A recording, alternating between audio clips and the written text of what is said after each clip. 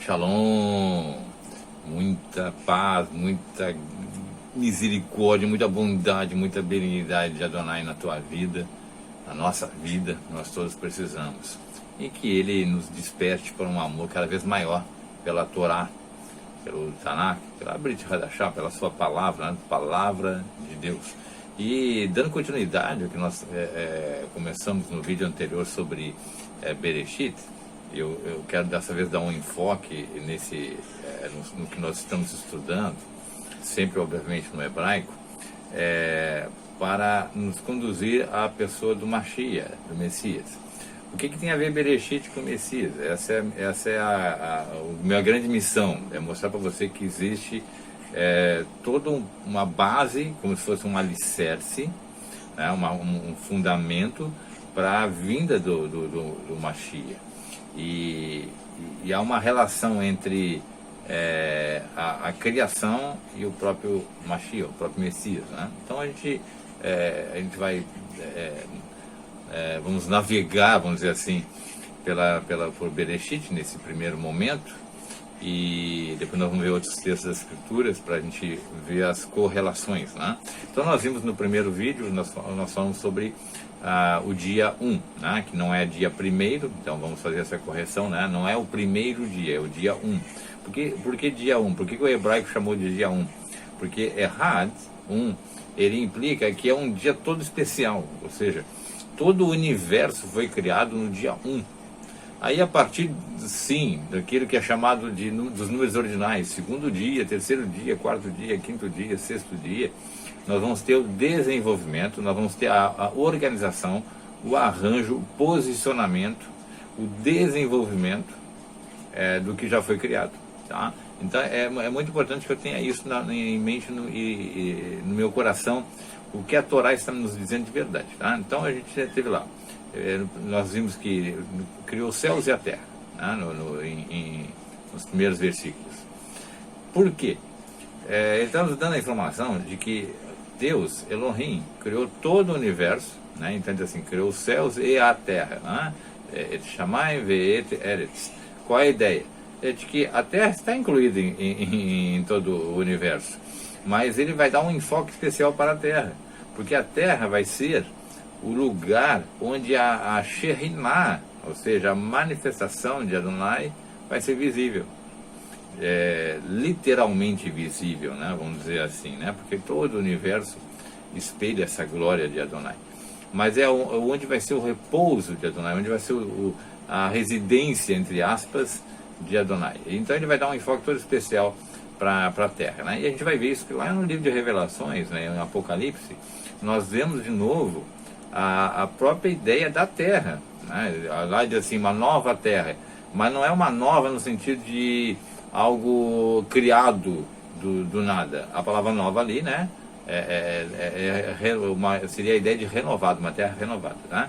Hadashah, tá? Em hebraico.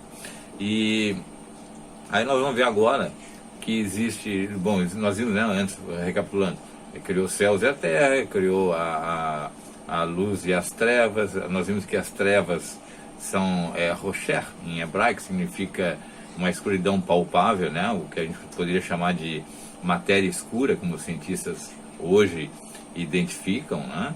E nós temos ali também a luz, né? Or, que é a manifestação de Adonai, né? O que é a luz, chamada de luz infinita, né?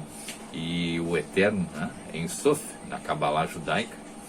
E nós vemos também que ele faz separação entre a luz e as trevas, entre Or e Rocher, né? E que aí ele diz assim, olha, foi então amanhã e à tarde o dia 1. Então ali nós temos um posicionamento do surgimento do dia. Mas as pessoas em geral vão acreditar, né, baseado nas traduções em português e outros idiomas, que Deus criou o Sol e a Lua no quarto dia. E isso não é verdade, tá? Ele já tinha sido criado no dia 1, tá? Criou os céus e a terra no dia 1. O que nós vamos ver a partir de agora é o reposicionamento, a posição exata das coisas nessa criação e o desenvolvimento, o desabrochar dessa criação, tá? Então no verso Bereshit 1, tá? Gênesis 1, no verso 6. E disse Deus, vou ler em português, e disse Deus, haja uma expansão no meio das águas, e haja separação entre águas e águas. Eu quero que vocês foquem aqui primeiro, assim, disse Deus, né? Sempre nós vamos ver essa expressão, Vaiomê Elohim. Vaiomê, né? Disse Deus. É óbvio que não é uma palavra audível, algo que você possa escutar, vamos dizer assim, né? Porque Deus não tem boca, né? Não tem cordas vocais. Então, o que nós estamos vendo aqui é que algo parte de Deus, né? Quando eu falo com alguém, quando eu falo com alguém, aquilo que está saindo de mim, né? aquele som, mas aquela comunicação está chegando na outra pessoa, certo? Então, se eu digo para alguém, eu te amo, está saindo de mim essas palavras, eu te amo, e está alcançando aquela pessoa e vai causar um efeito, certo? A pessoa vai ficar feliz, vai ficar emocionada, alguma coisa assim. Então, quando diz assim, Vaiomê Elohim, diz que aquilo que procede de Deus, né, a sua palavra, ela tem um efeito, né, ela vai causar um efeito, assim, por assim dizer, né? Então, Vaiomê Elohim, Yehi Arakia, né, diz assim, disse Deus, em português diz assim, haja um firmamento, haja uma expansão. Só que, primeiro, Yehi, tá, que é traduzido como haja, parece que algo assim surgiu agora, né? Mas não é. E Yehi está nos dizendo que ele está posicionando, certo? Aquilo que já existia está sendo posicionado. Então ele fala, é como se ele dissesse, Vaiomê Elohim, disse Deus, se posicione agora a Rakia, o firmamento. Rakia, que a gente vai ver que como céus, né? Como céus, né? Como uma expansão das águas, é interessante porque Rakia dá a ideia de algo também sólido, tá? E a própria palavra Rakia tem o sentido de batido, tá?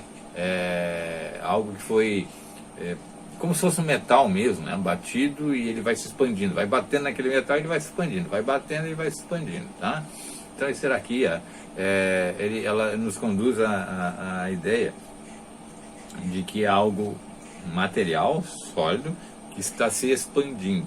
Por isso tem esse nome de Rakia, porque o objetivo é fazer que elas comecem a se expandir e tomar seu lugar. Então, aí diz assim, no meio das, né, surge essa expansão, né, esse esticar, Betor, no meio de Hamai, das águas, e Vihi, e haja, né, ou seja, aconteça, vá se posicionando, Mavedil, separação, Beim, Mai, Lamai, entre águas e águas. Aí assim, que águas e águas são essas? Seria uma pergunta, né? Se essa expansão está surgindo, e então nós temos uma separação entre águas e águas. Essa é a ideia, certo? Nós já vimos que esse Rakia é algo sólido, né? Esse Rakia é algo que está se expandindo e está fazendo separação entre dois tipos de águas, as de cima e as de baixo. Então nós temos aqui a constatação de que nos céus, no universo, existe água. Tanto é que nós temos elementos químicos para a formação de água, né? O hidrogênio e o oxigênio. Só que nesse momento ele está fazendo uma separação entre as águas do espaço e as águas de baixo dessa expansão, que será a atmosfera. Então nós temos aqui como se a Terra tivesse foi criada, e aí a Terra agora a atmosfera está se expandindo e ocupando seu espaço na volta do planeta Terra, certo? E aí ele diz, faz separação entre Mai e Lamai, né? Ou seja, águas e águas, para águas, né? E tudo isso de uma sequência muito rápida. Não pense que isso levou assim, como se fosse bilhões de anos, vamos dizer. Né? Nós temos um agir de Deus de maneira que a Terra começa a tomar a sua forma e de uma maneira sobrenatural, de maneira divina. Aí no verso 7, e fez Deus a expansão, né? E fez separação entre as águas que estavam debaixo da expansão e as águas que estavam sobre a expansão. E assim foi. né? Constatando o que falou no verso 6, né? E assim foi, né? Quem vai rir, ou seja, então aconteceu, então se posicionou, já é certo que isso surgiu. Não é assim, então ela foi surgindo ao longo dos tempos, né? A expressão é quem vai rir, já foi, aconteceu, e assim foi, já aconteceu, tá?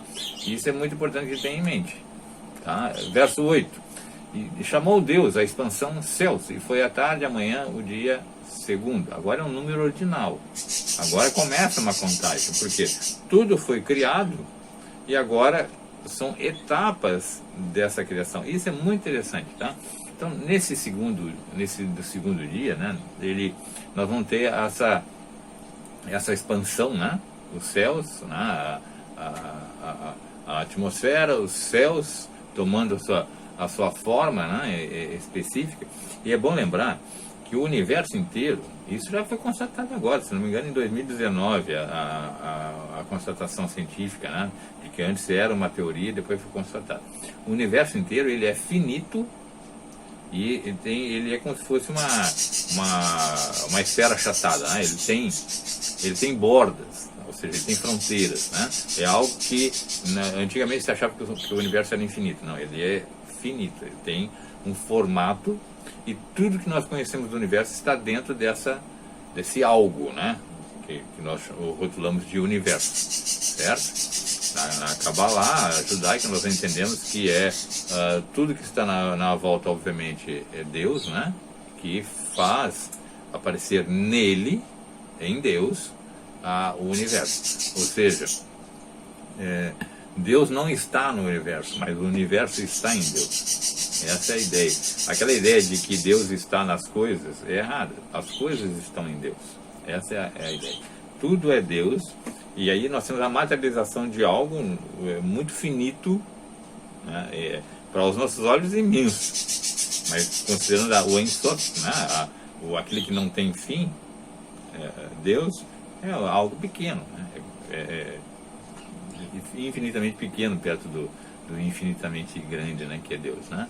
Mas aí ele diz que é o dia segundo, então isso é importante. E a gente vai ver que ainda não tinha sido chamado, não tinha dito que era, e esse que era bom, né? Tov. Por quê? Porque o processo ainda não havia terminado, por isso que Deus ainda não classificou como bom, ou seja, eu estou preparando a comida não está boa ainda, não está pronta ainda, então não posso declarar que ela é boa. Só depois da comida estar pronta, e aí sim, agora sim, o prato está pronto, vai ser classificado como bom. No verso 9, e disse Deus, ajunte-se as águas debaixo dos céus num lugar e apareça a porção seca, e assim foi. Então agora, nós estamos falando desses céus aqui, abaixo da atmosfera, né?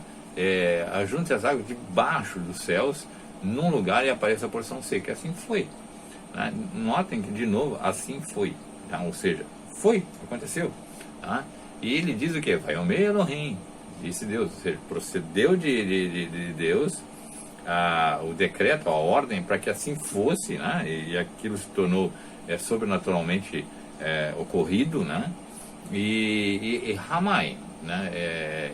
Novamente águas, né? Ele mitará, né? Debaixo ou seja, debaixo das águas dos céus, nós tínhamos águas também, né?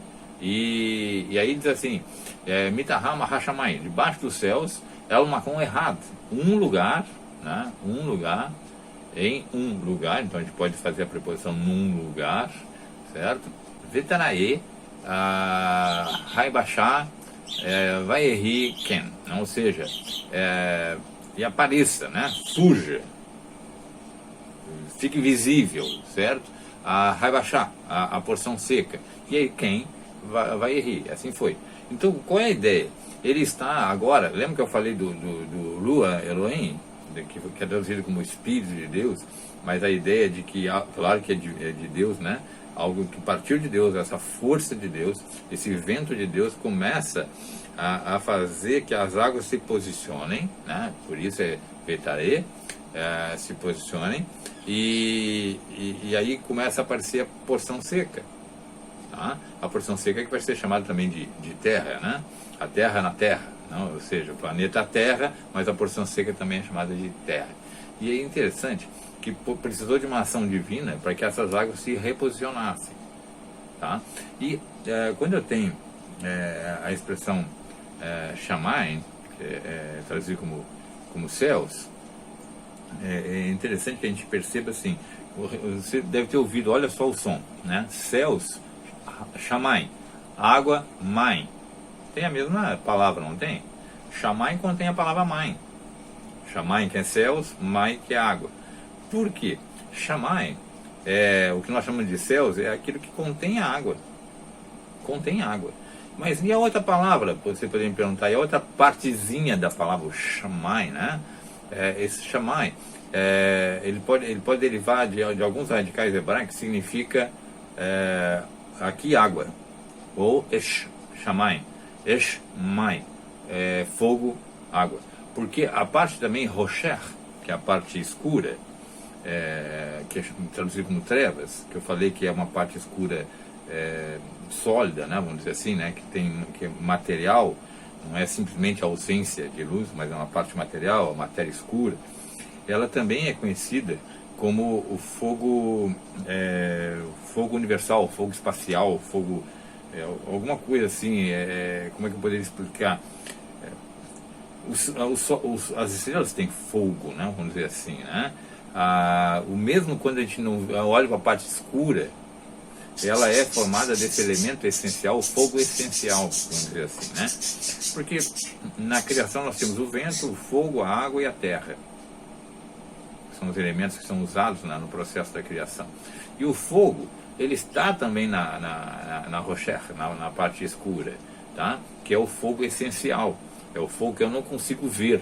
Se eu tivesse a possibilidade com meus olhos humanos ver esse fogo, eu veria o céu inteiro, vamos dizer assim, entre aspas, incendiado, né? Cheio de chamas, certo? Mas esse fogo difere do fogo que a gente conhece, da boca do fogão, da fogueira, porque é um outro fogo, tá? Que eu estou falando, é um fogo essencial, aquele fogo que dá origem às coisas, tá? Aquela energia. Então a palavra Shamayim, ela é formada de Esh, Mai, fogo e água. Certo? Então você tem fogo e água, e você tem a terra. E você vê o lua, o vento. Então, os 4 elementos primordiais no processo da criação. Tudo está sendo usado aqui. E é muito interessante isso, para que a gente destaque, né? E aí diz quem vai rir. Assim foi, aconteceu, se posicionou. Tá? No 10, e chamou Deus a porção seca a terra. Tá? E ao juntamento das águas chamou mares. E viu Deus que era bom. Agora é bom. Viu? Quando o processo foi finalizado ali, nessa etapa, ele faz a avaliação. E era bom. Tá? Então, quando ele diz assim, vai querer Elohim, Laivachan, Eretz, né?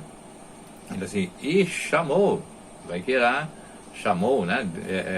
Ele nomeou, né? Aquilo que ele está sendo esmiuçado, detalhado, né? É importante que esse verbo ele expressa isso, né? Ele está detalhando aquilo ali, né? E ele chama de Eretz, terra, tá? Então tudo isso demonstra a ação de Elohim, de Deus, né? Aí o Limekevê, acho essa expressão muito interessante, né? Ele chama a porção seca terra, e aí ele diz assim, o ajuntamento de águas chamou mares, aí ele fala assim, o Limekevê, Ramai, Cará e Amin, tá? Ou seja, em português seria ajuntamento das águas chamou mares, tá? Só que eu quero que você preste atenção nessa palavra Ulemekivê, que foi traduzido como ajuntamento das águas. Mas olha essa palavra aqui que tem dentro de Ulemekivê. Mikevê. O que é o Mikevê? Mikevê é aquele reservatório de água, aquele banho ritual que nós praticamos no judaísmo, o banho sagrado, o banho da purificação. Tá? Então, de uma certa maneira, você vai viajar aqui nesse conhecimento comigo aqui, você vai entender o seguinte, quando eu tenho um reservatório, que eu chamo de Mikevê, tá? Ou o lugar do meu banho ritual de purificação, de consagração, eu chamo esse lugar de Mikevê, as águas do Mikevê. Tá? Reparem que mesmo no Éden, nós tínhamos um rio, tá? Que é sagrado, certo? E aí, quando eu vejo que esse ajuntamento de águas também tem o mesmo nome hebraico de Mikveh, né, esse Ule Mikveh, eu tenho a ideia de que todas as águas do planeta Terra foram criadas com um objetivo sagrado de purificação da Terra, de purificação de tudo que existe na Terra. E não é à toa que nós usamos água para lavar as coisas dentro de casa, para lavar a roupa, para lavar os utensílios, a panela. E no sentido espiritual, quando nós praticamos o mikveh, o banho ritual, nós também estamos fazendo uma lavagem, né? Quando a gente percebe isso, né, a gente vai entender de que há um propósito divino em tudo que foi criado, tá? Então, note isso, o mikveh Hamay Kara Hayemim, né? Ele chamou de mares, certo? Aí, se você lembra, mas ele separou as águas, surgiu a porção seca, tudo é mar. Mas cada parte desse oceano vai formar mares, e esses mares são muito específicos, né? Você tem peixes de um mar que não são os peixes do outro mar. Até o sabor de um peixe que está num mar é diferente do peixe de outro peixe que está no outro mar. Então, também esse posicionamento, ele vai dar distinções. E isso é muito, envolve muita sabedoria, né, que é a sabedoria divina. No verso 11, aí, bom, ele disse que era bom, né? Tov. Por que é Tov? Tov é quando aquilo ali é plenamente perfeito, bom, né? Quando eu digo Boker Tov, né? É traduzido como bom dia. Eu estou te desejando, de fato, te abençoando para que a tua manhã seja perfeita, seja boa na sua plenitude. Tá? Então, no verso 11, e disse Deus, produz a terra verde, erva que dê semente, árvore frutífera que dê frutos segundo a sua espécie, cuja semente esteja nela sobre a terra, e assim foi. A sequência, né? Eu tenho a terra, as águas separadas, surgiu a terra seca, agora eu tenho que povoar essa terra. Lembra que lá no início a terra era despovoada. Tá? Então perceba aqui, novamente, Vayomer, Elohim, Tadesh, Haaretz, ele diz assim, ó, disse Elohim, produza, né? Esse Tadesh é interessante, porque Desh é erva verde, grama, cobertura vegetal. Então, quando eu tenho assim, Tadesh, né, vai o meu Elohim Tadesh, Haaretz Desh, ele está dizendo assim, cubra, né, cubra de verde a terra, né, de ervas verdes, de campinas, de grama, de ervas, né? Ele está dizendo isso. E aí ele diz assim, aí depois ele notem que ele fala assim, ó, produz a terra erva verde, erva que dê semente. Essas duas palavras erva são no hebraico diferentes. Tá? Então diz assim, produz a terra verde, erva verde, desh. Aí erva que dê semente, ezev. Desh, ezev. Duas palavras que vão ser traduzidas como erva, mas tem uma conotação diferenciada. Enquanto Desh vai me dar a ideia da cobertura vegetal, a parte de grama, a mais baixa, ezev já começa a me dar a ideia de uma cobertura mais arbustiva, inclusive. Tá? E aí diz assim, mas ele azerá, né, que dê semente, né? E aí vejam que a vegetação já vem com potencial de procriação. Isso que eu quero que você note aí. Ela já nasce com seu potencial de procriação. E ele assim, mas ele zerá etsperi ozeperi. Né? Olha que interessante. Ele fala, peri é árvore, né? E aí diz assim, e a árvore, ozeperi, que dê fruto. Só que ozeperi, aliás, peri é fruto, né? Olha só, etsperi e a árvore, peri é fruto. Daí vem, eu quero que você entenda o seguinte, que depois nós temos o seguinte, etsperi, ozeperi. Tá? Peri, ele vamos dizer assim, a palavra da onde se traduz para fruto. Só que a gente vê assim, uma árvore que produz fruto. Só que etsperi, ozeperi. Seria o fruto, se eu fosse no literal, né? O fruto que produz fruto. Só que não é. A ideia aqui é de que é a árvore fruto que produz fruto. A árvore fruto que faz fruto. O se é fazer, que faz fruto. Então a ideia é de que a própria árvore ela tinha esse sabor do fruto, vamos dizer assim. É uma árvore fruto. É difícil a gente colocar em português, mas seria, Deus fez a árvore fruto. E esse fruto também vai ter o potencial de reprodutivo, né? Aí ele eliminou Axé, né? Zeriovo Haaretz. Aí eu vou ter o seguinte: eliminou Axé, Zeriovo Haaretz, vai riquen, ou seja, e aí esse Zerá é a semente, né? Então a árvore fruto que produz fruto e que tem a semente que vai estar sobre a terra, tá? E assim foi. Então olha só, o potencial de criação, gente, é gigante. Mas eu quero que você perceba um detalhe: tudo que ele está criando tem potencial de criação, tá? Tudo tem potencial de criação, e isso é que você guarde. E aí, verso 12: e a terra produziu erva dando semente, conforme a sua espécie, e a árvore frutífera, cuja semente está nela, conforme a sua espécie, e viu Deus que era bom. Então, olha, agora eu quero que você perceba de novo a expressão aqui, né? Vatotse, vem do verbo otse, que é produzir, formar, né? Criar, né? Mas não no sentido do nada, a dependência de outro, né? Produz haaretz, deixe, erva, né? Ezev, mas ele azerá. E aí, olha só que interessante, ele está dizendo: produz a erva, né? Deixe, né? A cobertura vegetal, né? Erva que dá semente, que produz semente, que gera semente.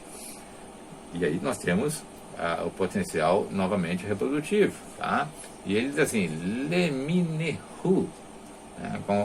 Porque mein em hebraico é espécie, né? E a espécie, ele é alguma coisa muito, como diz a palavra, especificada. Cada erva, ela é muito especificada, né? Nós temos, por exemplo, nós temos a planta tal, a planta X, a planta Y, toda é uma espécie, mas todas fazem parte do deixe, dessa cobertura vegetal, né? Então, liminehu ve'etz ozeperi, novamente, que produz fruto, tá? Ou seja, que está nele, nessa espécie, que está na espécie o seu fruto, a sua semente, tá? Ou seja, o potencial de procriação está nela, tá? E aí ele diz assim: liminehu, né? Conforme a sua espécie, vaiaré, ele viu, né? Adonai viu, né? Ele examinou, certo? Vaiaré Elohim e Kitov, ele examinou, Deus examinou e viu, é bom, ou seja, perfeito, tá? Então, essa palavra Tov é muito interessante a gente guardar, tá? Então, notem que tudo está sendo de uma maneira muito, muito interessante, né? E aí diz o verso 13: e foi a tarde e amanhã o dia terceiro, né? Vai boque Yom Shelishi, ou seja, e foi a tarde e amanhã, né? O dia terceiro, Shelishi, tá? O que ele está dizendo aqui? Que nessa sequência de desenvolvimento, de arranjo, de reorganização da criação, já estamos no terceiro dia. E é sempre contado da tarde para amanhã, porque o dia, né, o judaísmo segue essa prática que Deus nos deu, né? É o anoitecer que marca o final de um dia e o começo de outro. Tá? Então ele pega lá à noite e amanhã, certo? Como mostrando na sequência do dia, conforme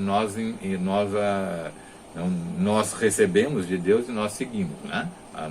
Por exemplo, quando a gente nós nos preparamos para o Shabbat, nós esperamos anoitecer e aí começa o Shabbat, tá? Mas ele foi à tarde de amanhã, o dia terceiro. Então nós temos o dia 1, o segundo dia, o terceiro dia, e nós temos todo um plano de fundo da criação se desenvolvendo, acontecendo para que venha a criação, obviamente, do homem, né? O ápice da criação. E aí no próximo vídeo nós vamos falar sobre os luminares, o Sol e a Lua. E é muito importante que a gente também tenha muita consciência do que os textos hebraicos estão nos dizendo. Porque essa sequência de dias, né? O dia 1, o segundo dia, o terceiro dia, o quarto dia, eles também trazem uma revelação oculta do que é a época que nós estamos vivendo e a época do Messias. Por isso que eu estou batendo nessa tecla aqui, tá? Então, prestem bem atenção nesses detalhes que eu estou chamando a atenção, para que você ligue, né? Na hora que a gente começar a estudar o Messias e a era messiânica, você vai ligar o botãozinho lá do seu cérebro e dizer, tem algo a ver com Bereshit, né? Com Gênesis 1, tá bom? Então, que a Adonai te abençoe, te dê prazer no estudo da palavra, e curta o vídeo, se inscreva no canal e receba o meu abraço, meu carinho, meu amor, um beijo no coração de vocês, que Deus os abençoe ricamente. Amém? Até mais!